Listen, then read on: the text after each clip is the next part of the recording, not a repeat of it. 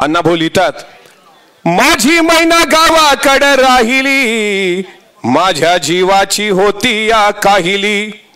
माझी मैना गावाकडे राहिली, माझ्या जीवाची होती या काहिली.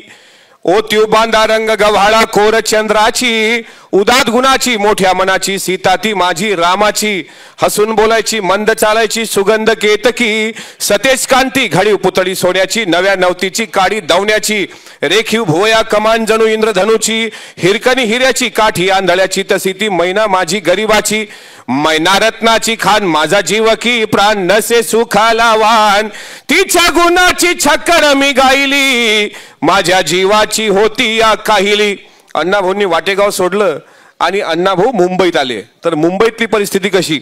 अहो या गरिबीनं ताटातूट केली आम्हा दोघांची, झाली तयारी माझी मुंबईला जाण्याची. वेळ होती भल्या पहाटेची, बांधाबांध झाली भाकर तुकड्याची. घालवीत निघाली मला माझी मैना चांदणी शुक्राची.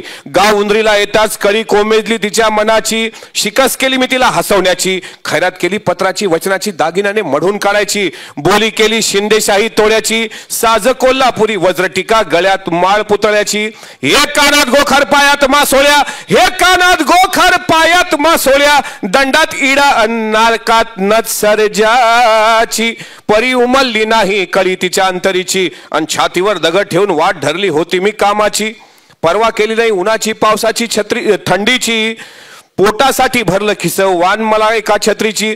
त्याच दरम्यान उठली चळवळ संयुक्त महाराष्ट्राची, हे त्याच दरम्यान उठली चळवळ संयुक्त महाराष्ट्राची. बेळगाव निपाणी कारवार डांग उमरगावर मालकी दुजाची.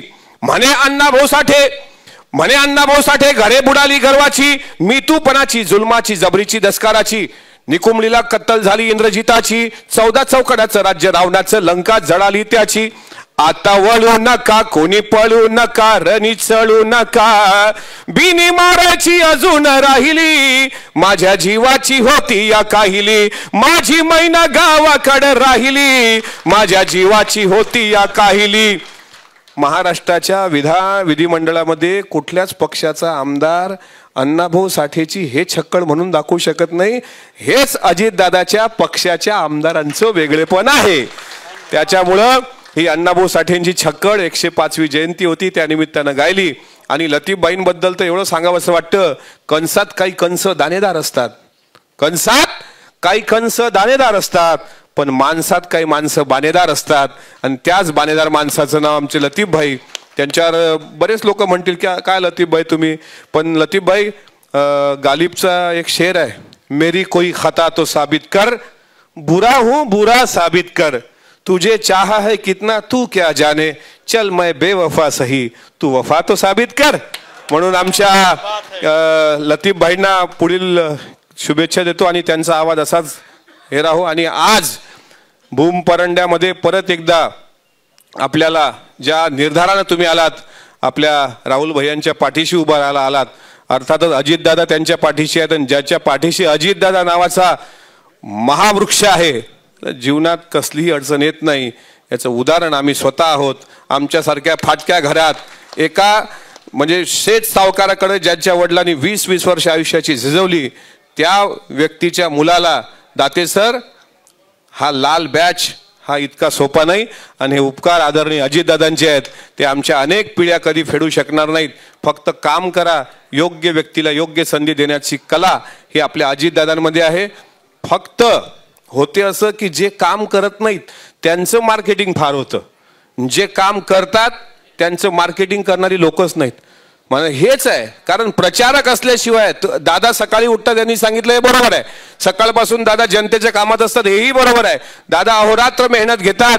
एक हाती दादांनी 42-41 आमदार विधानसभेमध्ये पारनेरसारख्या मतदारसंघातून आज दाते सर आलेत. हे एवढं सोपं नव्हतं. हे दादांची अखंड मेहनत आहे, त्यांच्या पाठीशी अखंड. आज लाडकी बहीण योजना ही अजित दादाची संकल्पना होती, पण आज रक्षाबंधनाच्या पूर्वसंध्येला सुद्धा अजित दादा आपल्या लाडक्या बहिणीला कसं बळ देतात. शेतकऱ्यांसाठी 7.5 हॉर्स पॉवरची मीटर असेल, 3 हॉर्स पॉवर, 5 हॉर्स पॉवर याचं वीज बिल 0वर आणण्याचं अजब किमया ही अजितदादांनी केलं खूप. पण त्यांचा प्रचार प्रसार करण्याची जबाबदारी आपली आहे.